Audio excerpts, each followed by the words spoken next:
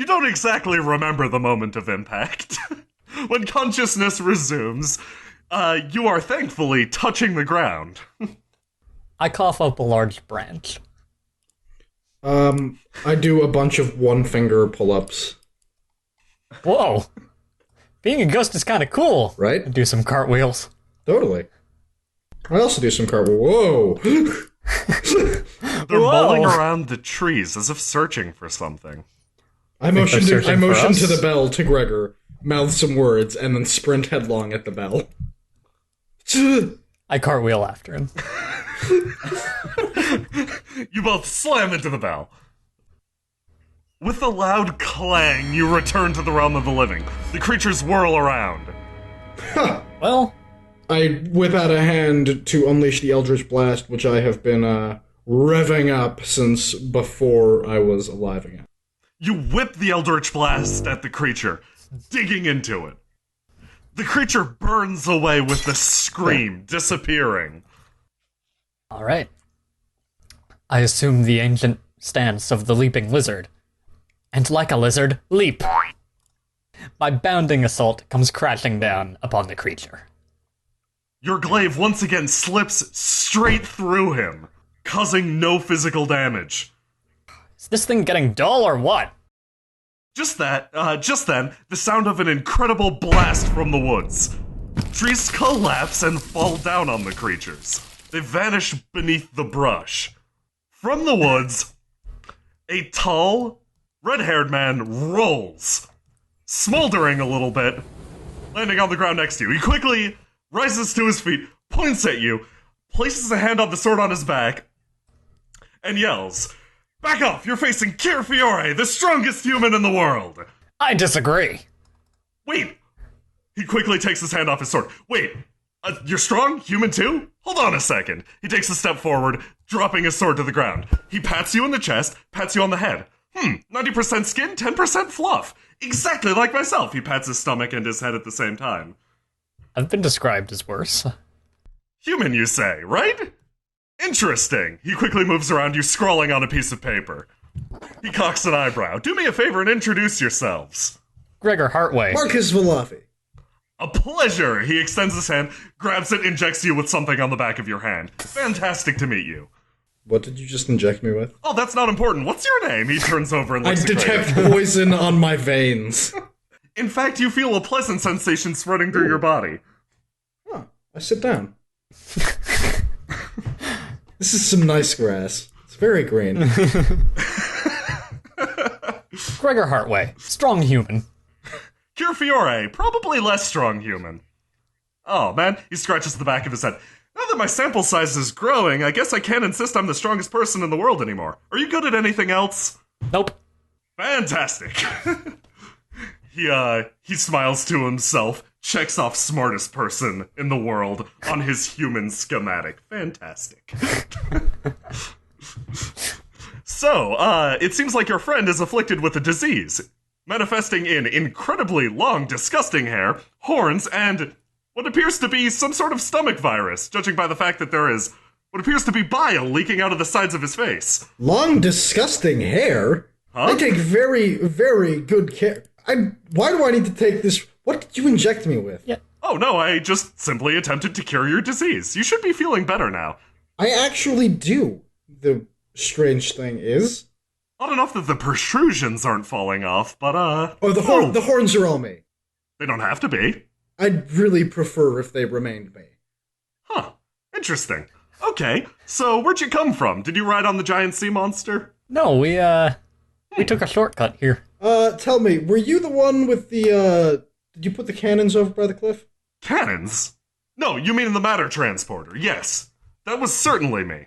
Well... It works fantastically, doesn't it? It does. Did you drink some of my elixir? Were you granted eternal life as well? Kier, I have a bit of some perhaps bittersweet news for you. It was not your elixir that granted you eternal life, it's just something that's happening on this island in general. He frowns. Back to the drawing board. Okay. Regardless, he begins to dump out something behind his back. What elixir did you make, even?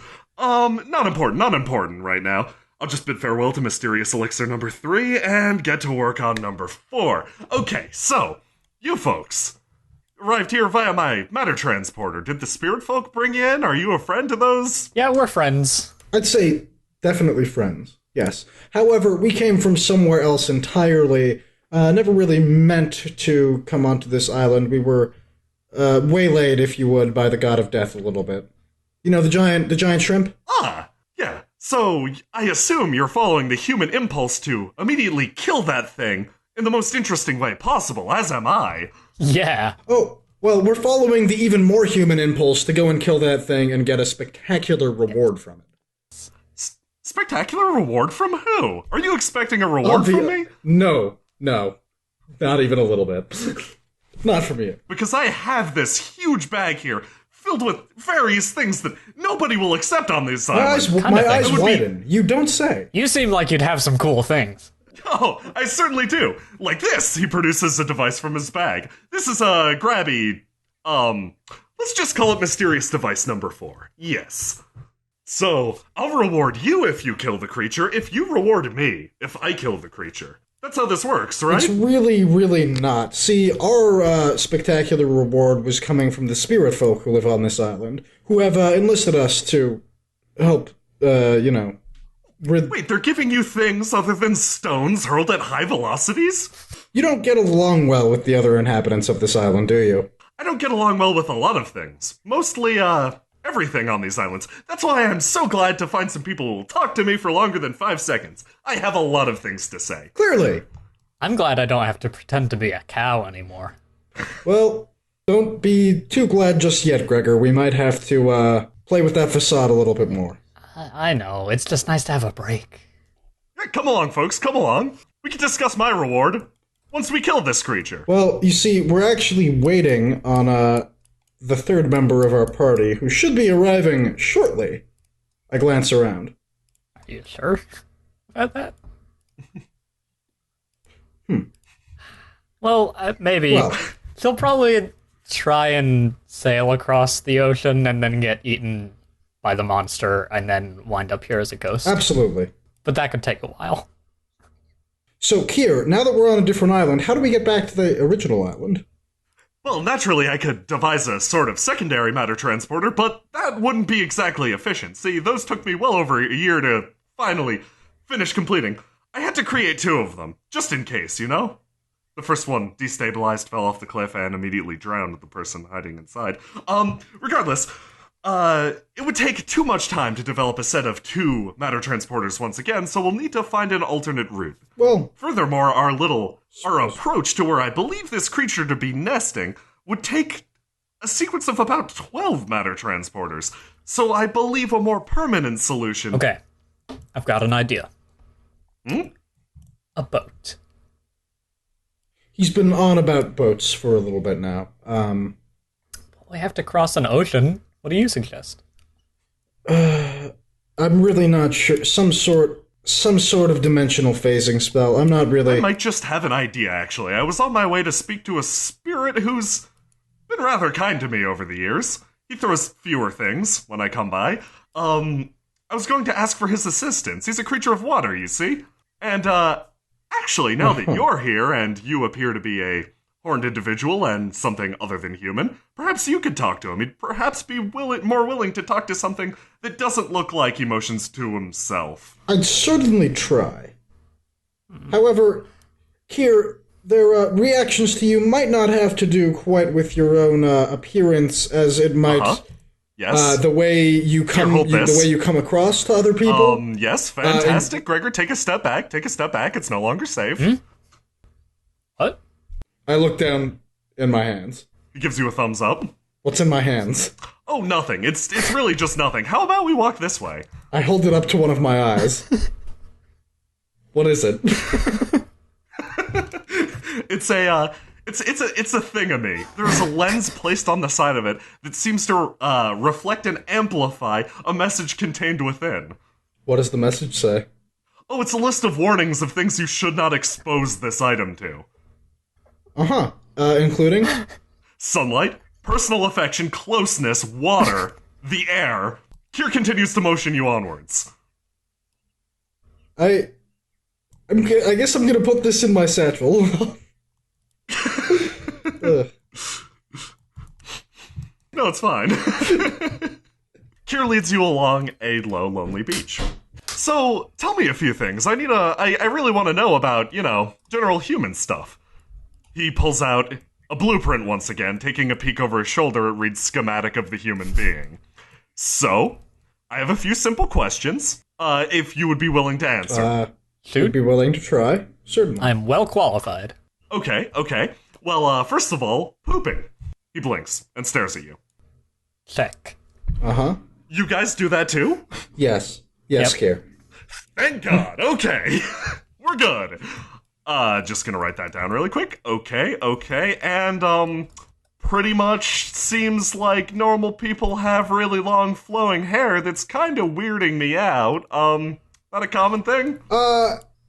Hair tends to be, variable, depending on the person. Not as long and beautiful as ours. No, certainly not.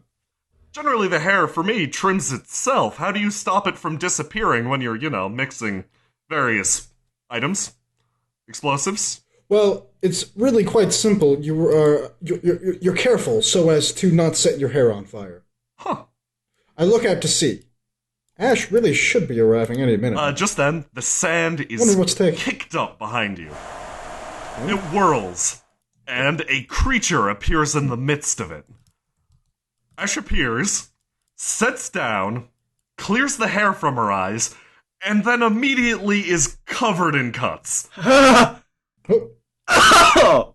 how'd that happen? Oh my god, fucking pig bat is how it happened. Huh. Oh! I kind of dab at some of the bruises and cuts. Oddly enough, the cuts are not bleeding.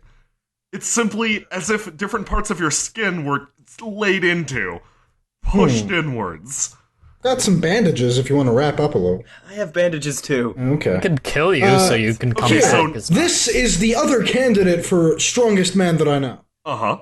He's I'm not! Ash, not right now. I'm trying to explain something to my new friend Kier. he lifts up the back of your hair. I see. I slap his hand away and step back. Who the fuck are you? Oh yeah, no, not important. My name is Kier Fiore. Can all people teleport?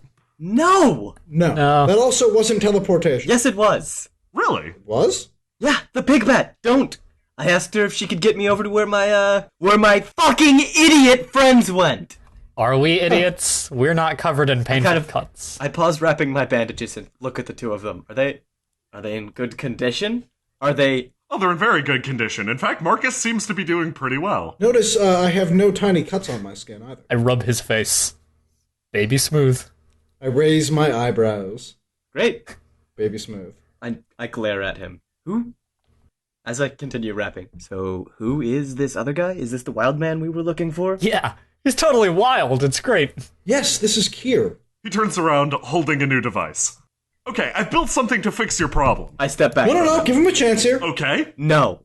Okay. You built the cannons, right? Yes. Oh, yes. You're You the mean idiot that thought it would be a good idea to fly They're through the... matter translocation They're not devices. matter translocators. He also If you're did going this. to call them matter translocators, my legs are matter translocators. Look at this! Translocating matter. He quickly pulls out his human schematic Look. and adds a new note under the leg category. Look, Ash, I know that perhaps the cannons were not his most elegant invention, but he's made some other things too, such as this.